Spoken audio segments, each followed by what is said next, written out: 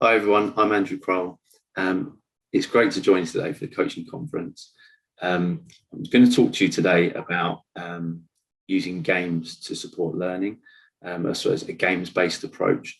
So hopefully this will be useful for you going into your new seasons, and just a little bit of insight, just purely from my own perspective and some things I've picked up and learned along the way. But I do hope that you enjoy it. So I'll just start with my journey so far, which has been varied and interesting. I appreciate I've been very privileged to be in some of the positions that I've been in and some of the opportunities that I've been afforded. So just to kick things off really, so you'll see there at the sort of top centre is my high school that I went to. So that was where I had my secondary education. Great Baddow High School. It was also a sports college, so opportunities to get involved in sport, which I've always loved, were sort of plentiful, and was in football teams and had lots of very memorable experiences there, and met some great friends, which I still have spent time with today, which is fantastic. And something that always resonates from a sport point of view is having those connections with people, for sure.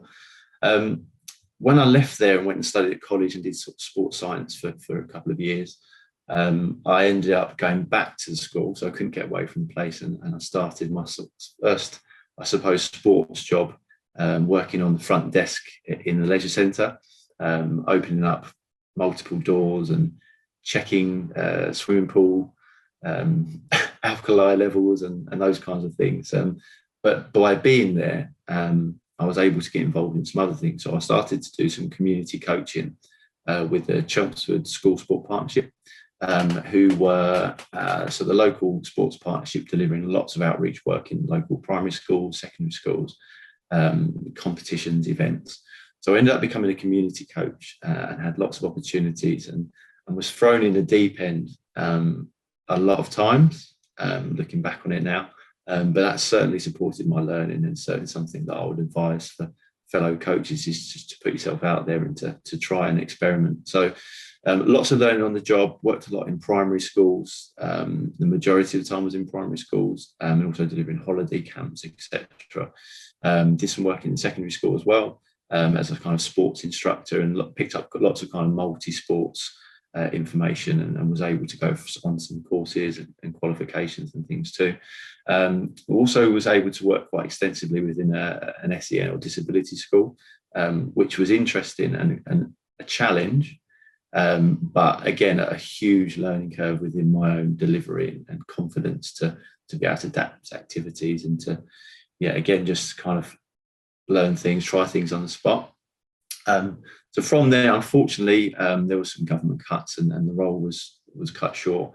And I was fortunate enough to be given an opportunity at Chelsea Football Club, in their foundation.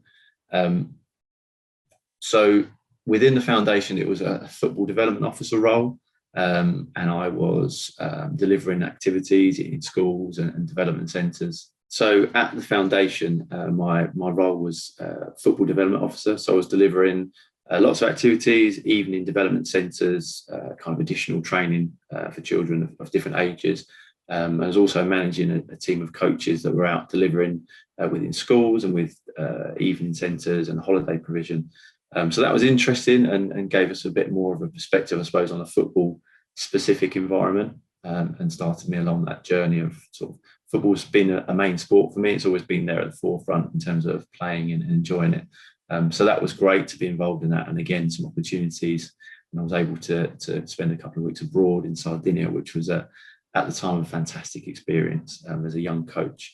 And again, it sort of opened up more of the world of coaching to me. So from there, did that for a couple of years, and it's taken me to where I actually am now, at the Essex County Football Association. So for those of you who may not be familiar with the geography in the UK, this is a county that's just outside of London, essentially. So whenever you go abroad and see people, it's generally just, I don't live far from London. So those of you that are aware of it, I actually live quite close to Stansted Airport. So it's right in the heart of Essex.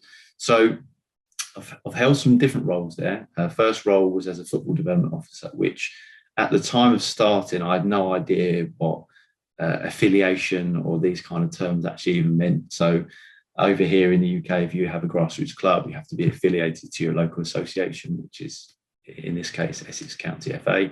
And so I was learning lots of things very, very quickly, but absolutely loved it. Was out there regularly delivering events and festivals, and there was a lot of programs around getting girls into football, which has grown hugely over the years. So I've actually been at Essex FA for 9 years now, and I've held a few different roles. So after the football development officer role, I then went on to a senior football development officer role, where I was still doing lots of the kind of localised football development work, supporting clubs and leagues and their kind of structures and funding programs and things.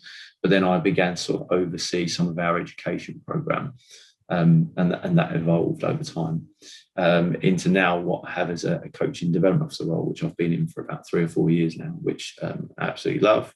And it's really got me into that kind of specific coaching environment. Having been involved in supporting teachers and coaches previously, it was something that I always liked to do. So it was a direction that I intended to go in. But again, opportunities arose and I kind of grabbed it with 2 hands.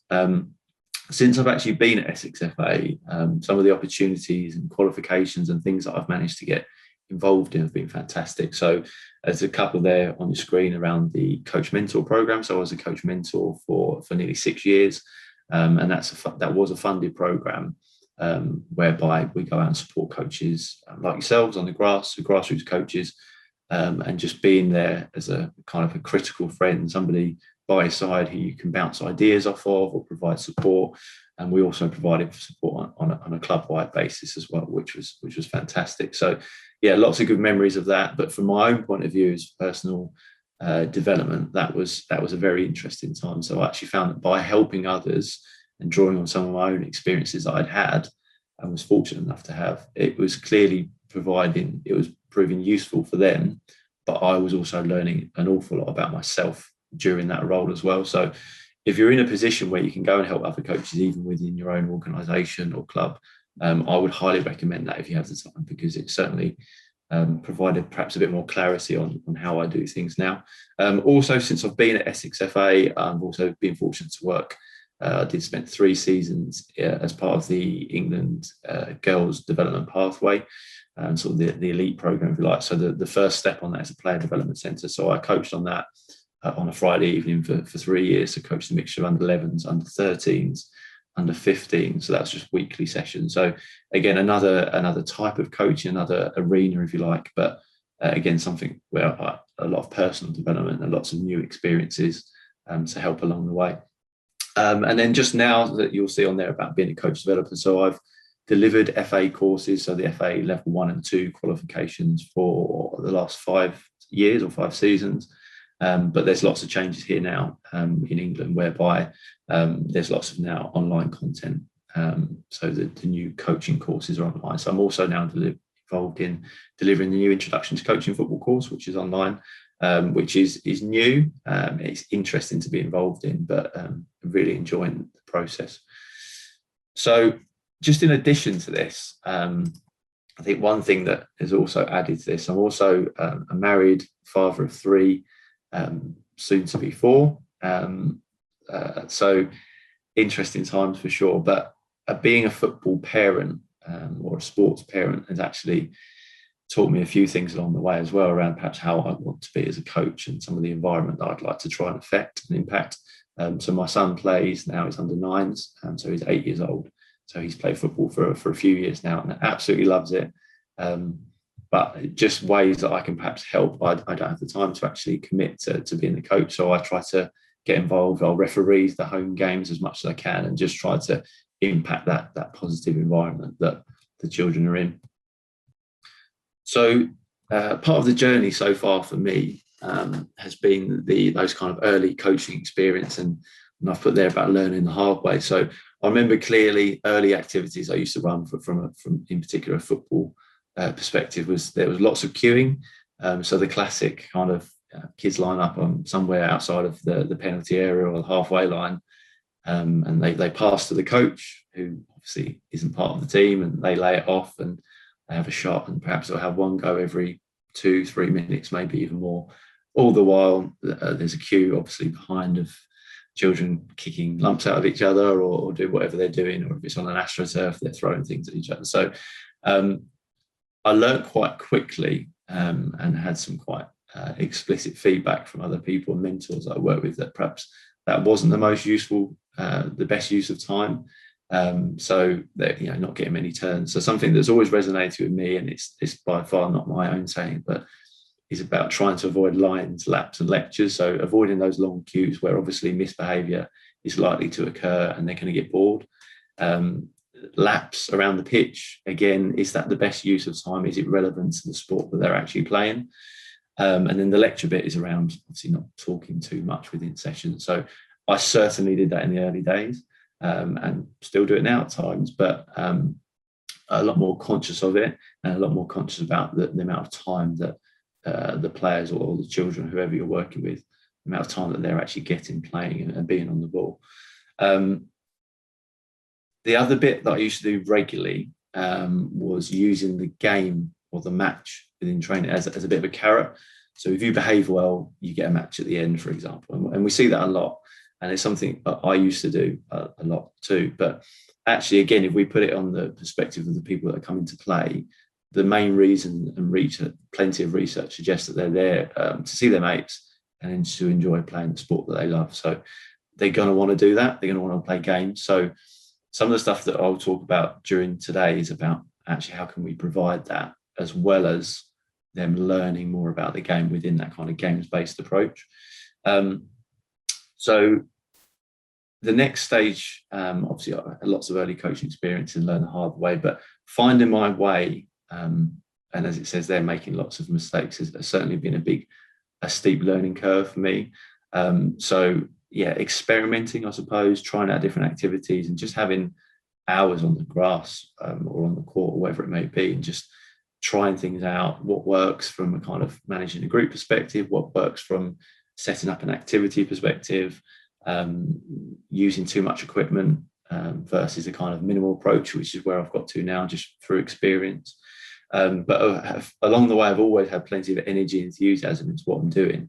But I think just being open-minded to what's best for the people I'm coaching is something that's always stood out for me. And I'd say that my priorities are now different. Whereas before it was about how fancy the setup of the activity was and how many cones there were and what shape it was. And now it's more about actually what they're learning and how much football time do they get. So the bit around ongoing learning development, that reflection piece, at times it's a headache because I do a lot of it, and I'm sure many of you do as well, where you've delivered a session and then you beat yourself up because it didn't perhaps go the way you wanted it to, or you're getting frustrated that perhaps the players aren't understanding certain things. So I think reflection's a big one for me, and it's certainly supported with my learning, personal learning development. But for me, having good people, so as I mentioned before, like mentors, critical friends, or somebody else within the club, or a coaching peer or a coaching friend that you can speak to and have honest conversations with, is vitally important in my opinion, as well as hours on the grass, because I don't think anything can beat that. So getting out there and coaching as much as you can, or observing other coaches is certainly something that I would recommend. And I was asked actually as part of this was about why grassroots football. So I think I've always had a love for the game and sport in general. But I think now, again, with reflection and I suppose personal circumstances as well, is the value and the impact it actually has on the people, and putting the people that we're coaching and enrolled in the game at the heart of everything we do. So a big part of my role in developing coaching and coach support across our county is about understanding their needs, which obviously is different for everybody, but just making sure that there's useful content and information that's easy to digest. I think that's key. So it's fed my passion by being involved in it. But I also now see through my own children, particularly my eldest son, that he absolutely thrives and loves playing the game. So I don't feel the need to go elsewhere at the moment. I've worked in perhaps more kind of advanced coaching settings, but where I'm now at myself is I'm passionate about just making sure I develop the people that are in front of us now, and that constant supply of and that kind of revolving door of new people that come into the volunteering sector within what we do. It's just making sure they've got some good experiences, because the children that they're coaching, it's often their first experiences of the game. And if they're going to fall in love with it and enjoy it and continue playing it in 10 years' time, I think that the coaches need to be a little better equipped. They all come into it with the right intentions, but often the way that's then put across varies. So I'm just going to provide a bit of an introduction into play and games before going any further and showing you some examples of how you might do some of this. So there's just a quote there, or sort of a piece of text that's been taken from a resource that we use regularly here in the UK. So with the English FA, there was a resource that was produced a few years ago now called the Foundation Phase DNA. So this is aimed at kind of your 5 to 11-year-olds predominantly.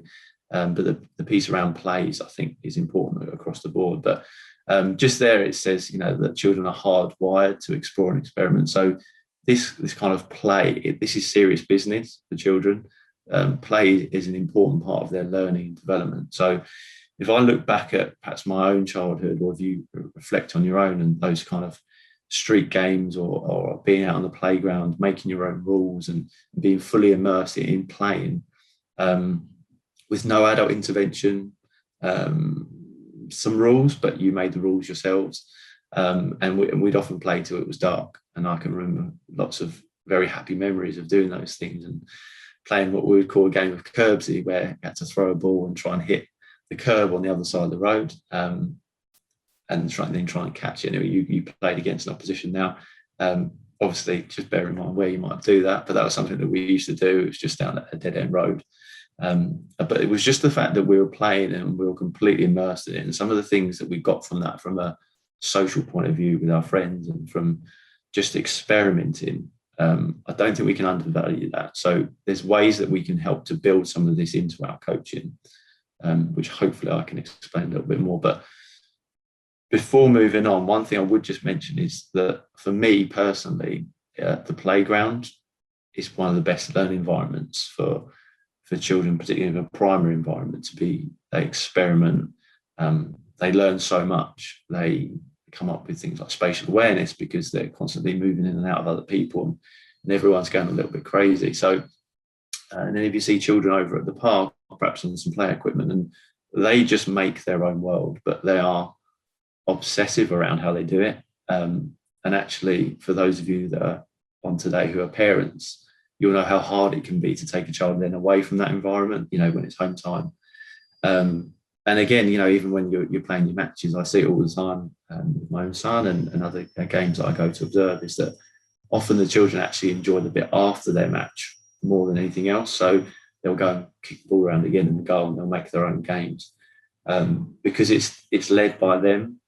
So it means more to them because it's not being dictated by one of us adults.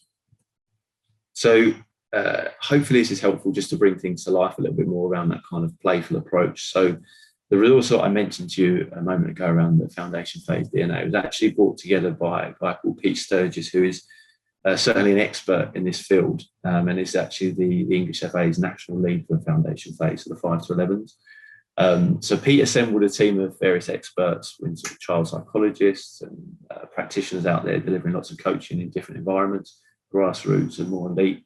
And they produced a resource which actually has some fantastic information, but more specifically around this element of a games-based or a playful approach to coaching.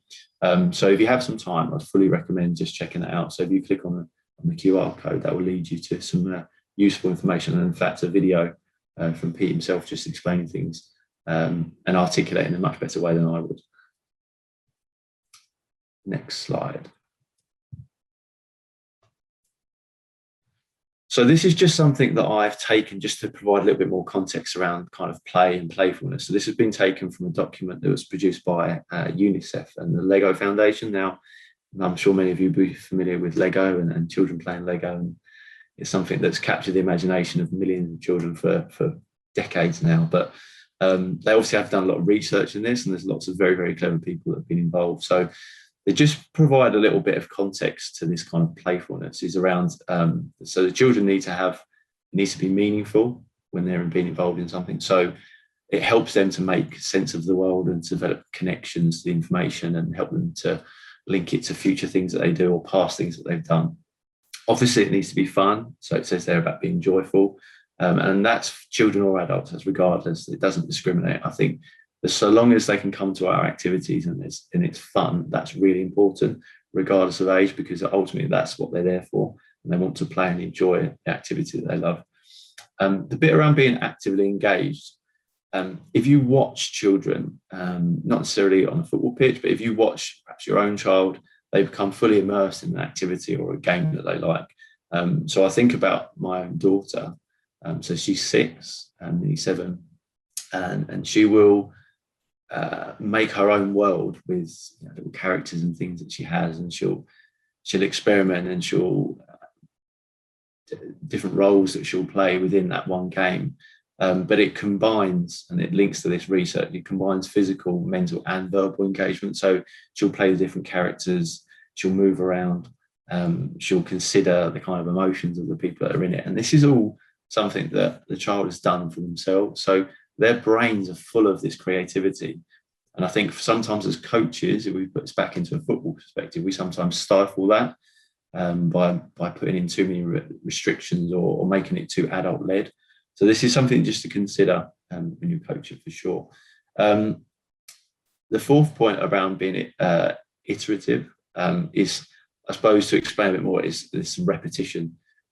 So when children are in a playful state, they're practicing skills, they're experimenting, they're discovering new things, they're setting their own challenges, they're trying to beat their last score, perhaps on a computer game. And this all leads to deeper understanding. So there's a lot of science behind this, but in terms of learning and actually information landing or sticking, this type of approach can be really, really useful. The bit around social interactivity, so if you think about a group that are playing, a group of children, whether it's a sport or any kind of activity, is they're communicating ideas to one another, they're starting to understand each other. So there's loads of social outcomes that come from it as well. And also they're developing and creating relationships between people, which is obviously, these are all important life skills, which we can help develop as coaches if we allow them and afford them that time. And just, there's a quote there, which I'll let you have a read through, but for me, what stands out there is about us as coaches just handing over a bit of the power and just letting go if we can, and just making sure that they have some ownership and responsibility for the activities that they're taking part in. So at this point, I think it's worth just some brief reflection, and perhaps you feel free to make notes on any of this, but just some things that I was thinking about when putting it together. So linked to some of the bits that I've mentioned around play, or that kind of playful approach within your coaching activities, is what do your sessions look like at the moment, and what do they feel like? So are they exciting? Are there people that are taking part? Is there a bit of a buzz? And I think a good gauge of this would be, would you want to take part yourself? If you want to be in there taking part, my personal advice is maybe just change it, because it's probably not that engaging, it's probably not that fun, and they're going to get bored, and it's going to cause us a few issues potentially. Ask the players, what are their likes and dislikes, which activities they really enjoy doing, and they'll tell you, they'll be honest with that. The second question there around how much play occurs in your session. So for me, I suppose a gauge of this would be how much of them versus how much of us. So how much are we talking? How much are they playing? How much do we let them just work out and discover for themselves? How often are you intervening? Do you stop the whole group, or can you perhaps pull one or two aside to speak to them, or pose a question separately, so that we don't have to constantly stop the session and eat away at their practice time, because it's their activity time. So just some things to consider there. And then the last question around anything you could change or add to make it more playful. So just for me, a couple of things that could help potentially, so some small improvements that you could potentially make would be around the type of scoring system that you have in your activity. So what do they have to do to earn a point or to score a goal? Can they have some time to have some peer discussion? So perhaps if it's a 5 against 5 or a 4v4 in training, you've got a particular topic. Can there be breaks in play, perhaps when they're having a drink, to have a team talk, and they lead the team talk, you pose the question and then step back. But my advice would be, please listen into those conversations that they're having, because there's some gold dust there, and some of the language that they use can really help us as coaches too. It could even be something like a timeout. So you could have 2 or 3 times out per team, and they choose when they get it, so that they can then reset and discuss some things, perhaps about their team formation or whatever it may be. So these are just things that can start to chip away at making that environment a little more playful.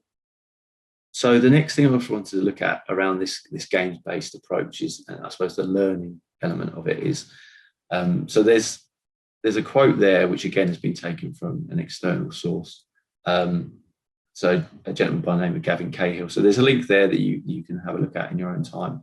But there's just some key things within this quote that I wanted to pick out and that kind of resonated with me. So having an objective. So if you're going to take this games-based approach to your coaching or try to implement it, there needs to be a topic. So there needs to be a clear objective to what you're actually doing. So starting with the end in mind, for example. So this week we are working on, and then whatever that may be. There needs to be an element of choice within the activities as well. So there needs to be perhaps, some scoring systems, or how many passes are we going to make before we have to do X, or would you like to do this type of activity or this type of activity within this particular space? So again, some ownership and some responsibility on the participants as well. The bit around consequences. So if we do this in a particular activity, we might win or lose, or we might find it more difficult. So there's some thought process behind what the individuals or the children, whoever's taking part, there's a thought process behind what they're doing. So, like any kind of game that you play, if I do this, it will result in this. But that helps with the learning process. So there's kind of those poignant moments that they can link back to, which might then help when they're in a match day scenario. And then the last thing I've just made a note of here is around their kind of active involvement. So them being involved in that process, which I've touched on already, but this is in opposition to perhaps more traditional forms of coaching where it's quite directed by the coach and quite staged by the coach, in that it's their way or the highway. This is the way you have to do it, and it's going to be these timings, and you need to stick to this. Obviously, if it's all coach-led, for us, it can be quite stressful. So for more novice coaches, actually trying to do it all yourself is actually really difficult and quite stressful. So if you can hand over and step back a little bit away from the activity, this can really, really help. And it's something that I've tried on many occasions to support grassroots coaches with. And you can see the penny drop when people do just step back and just take a breath and actually observe what's going on and get a feel for perhaps how the participants are feeling in that activity. So I just wanted to illustrate on the next slide an example of how you could go about this games-based approach.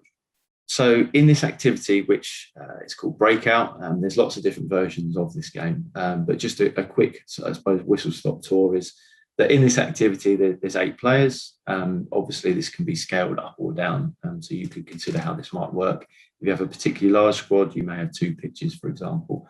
So this activity, I'm just roughly pitching at perhaps an under-11s or under-12s team, looking at perhaps pass and moving, or it could be around creating opportunities in the final third. So we're trying to create goal-scoring opportunities. It can be used for other topics, but just for the purpose of this, that's kind of the pass and move angle is where I'm looking. So in this activity, a supply of footballs in each goal. So the onus is very much on the goalkeepers to keep this activity alive, which means that they get lots of other outcomes as well. So the goalkeeper, so in this example, the yellow goalkeeper passes it out to a blue player in the central zone. Players have to stay in that central zone. And what we'll ask the Blues to do is combine X number of passes, could be 3, 4, 5, ask the players how many they'd like to do, and they then have to combine in order to then break out. So let's say, for example, one of the Blues receives the 4th or 5th pass. They can then come out of the middle square in whichever direction they like and have a shot on goal, 1v1 with the goalkeeper. So that, in its simplest terms, is how the activity works. The reward for the defending yellows, because they're going to be doing a lot of running around because they're outnumbered, is that if they win the ball, they can just shoot on sight. So if they win the ball, they can just turn to either goal and have a shot, or they can pass it to their teammate who then has a shot. And they can do that from the central area. So I would recommend rotating the players regularly in this activity, but it means that they have a reward for chasing down the ball. So they have an incentive. So the game doesn't just stop if they win the ball, it continues. Therefore, more play time, more opportunities for people to try things out. So there's lots of layers and progressions that you can add on to this game. So one or two that I've used would be that when a blue breaks out to score, that one of the yellow defenders can follow and provide some pressure to try and put them off their shot or to win the ball back. You could have one of the blue players dropping out of the central zone to collect the ball from the goalkeeper to start. So this could start to look at maybe some of the priorities you have as a team around building from the back potentially. So it could be that they come out to receive unopposed and then they start by passing it into the square. So you might start to look at positions in this one. So this could be, if we lifted this template and put it anywhere on the kind of main pitch, I suppose if you're looking at your 9 or 11 aside, this could be in and around the penalty area.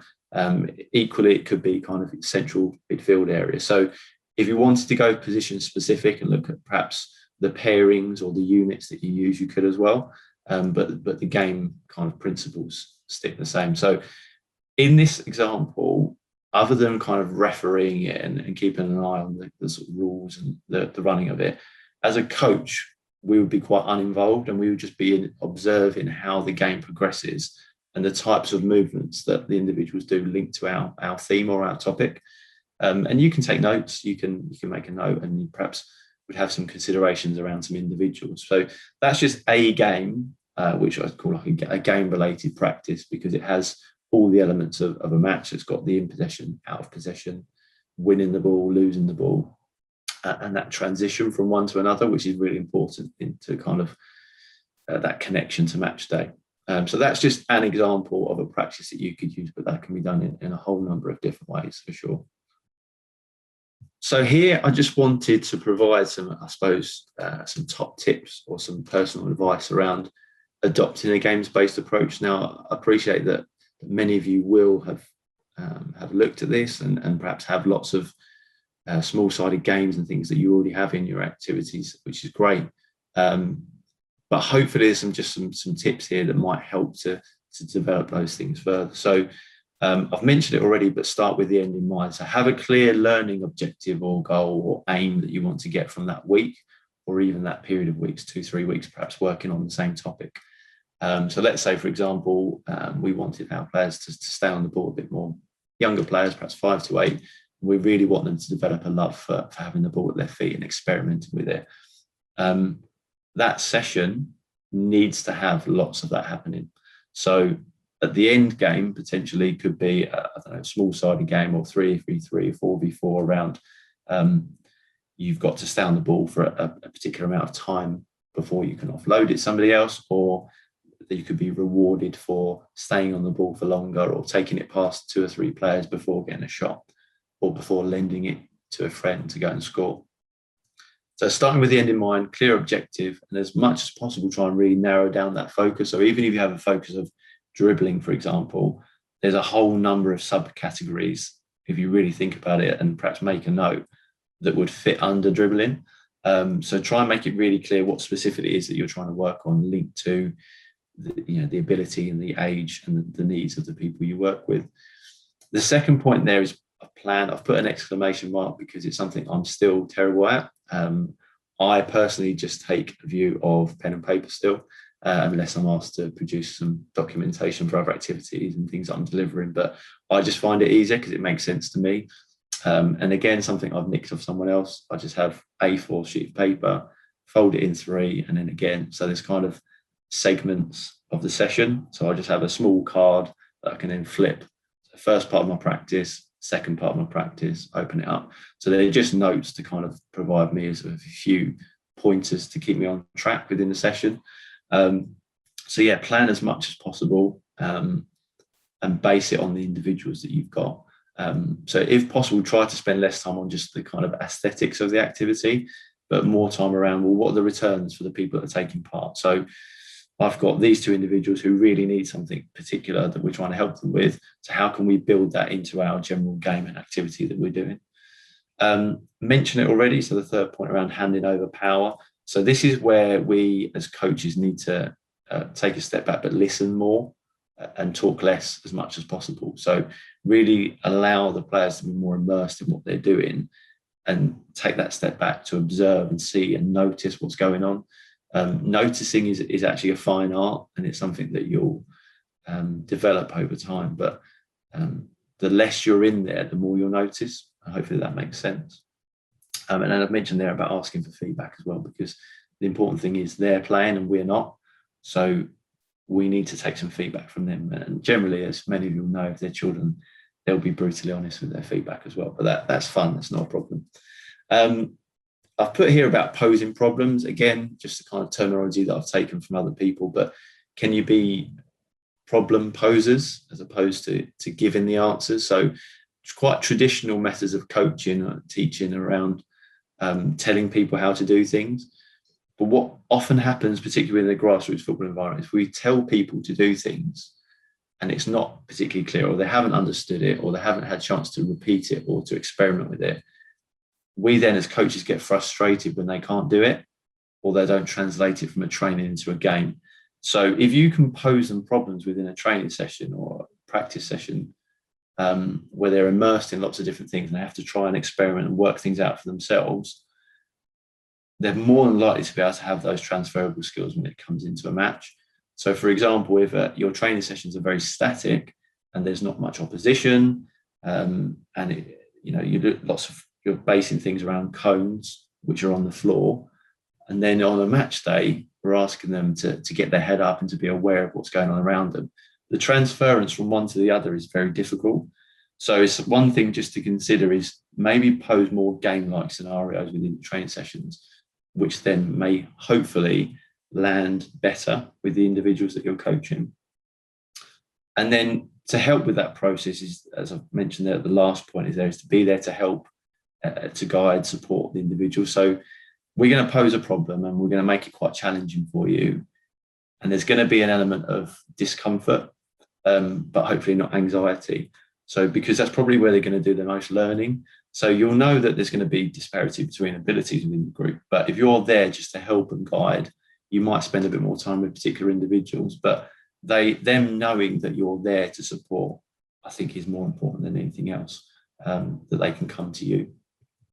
So really just coming towards the end, just wanted to touch on some of the benefits, really, just to highlight some of the advantages of taking this kind of games-based approach.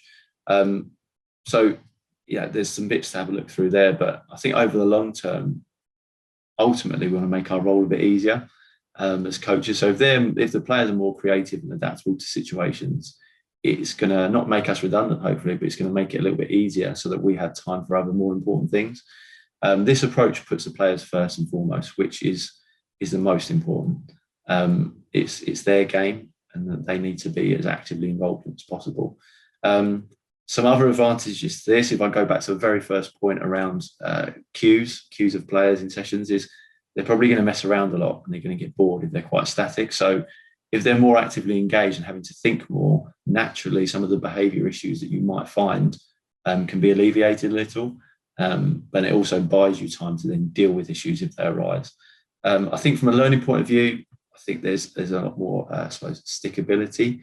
And to coin a phrase from one of my colleagues, is it's more likely that these things will stick if they're more immersed in them.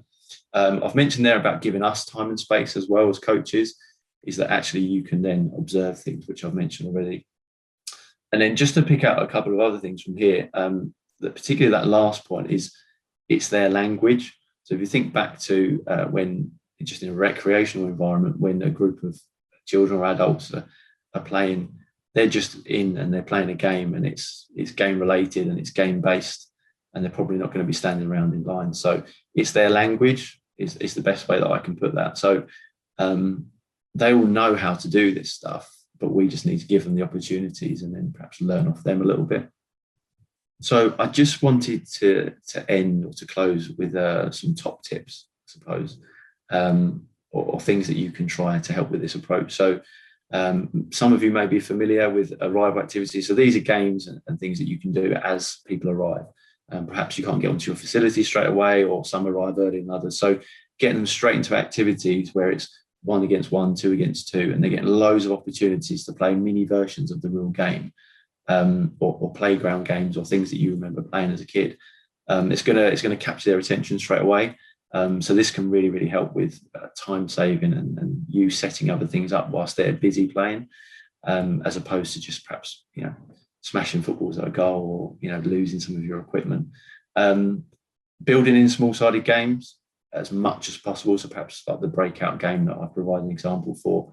You can manipulate the rules of those and the environment in which they take place. But again, lots of play in there, lots of opportunities to get things wrong, to try stuff out.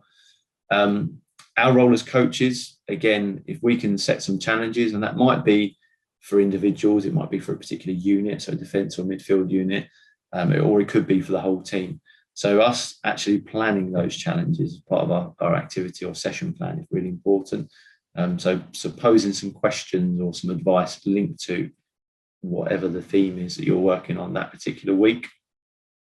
So I've said there about experimenting with templates. So for me, much like the breakout game, that could be used in a number of different ways. That zone in the middle could be expanded or changed in different directions, but try it out. So give these things a go and play around with the setup, and then ask the players, what do you think?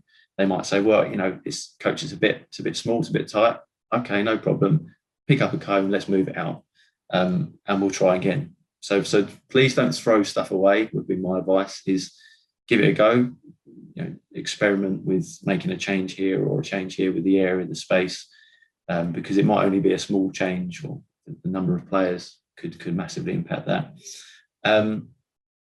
I've mentioned around, obviously, again, ownership and handing over some of that discussion to the players. And then just finally, to close, for me, is many of you would, I imagine, would be coaching children who are on today. And I think it's worth considering, and there may be some teachers actually involved in the conferences around the children are actually familiar with this type of approach. So at school every single day, and whether they're primary or secondary, they will be in situations where they are given a situation or scenario that they need to figure out. And they might be alone that they've got to figure that out, or it may be with a peer. And quite often it will be in small groups. So certainly I've observed within a primary setting on several occasions, and actually through asking my own children, is that's how the teachers work. So a lot of modern learning occurs. It's not just the teacher at the front telling them everything, because they need to be engaged in the process. So just a thought to leave you with is they're used to this, and perhaps sometimes it's just us as coaches who aren't as familiar. So ask them, find out stuff from them, and I don't think you can go too far wrong. And I appreciate there's lots of information to take on, but please do try things, even if you just get one thing from this that you can give it a go. I think that's progress. So hopefully you've enjoyed listening today. And so just finally, thank you to the team for the opportunity. It's great to join you from over in the UK. I've put my contact details in there. If anybody would like to get in touch or ask any questions, I'll be more than happy to help. If you'd like to just connect or whatever it is, please feel free. But thank you very much for your time, and good luck in your coaching.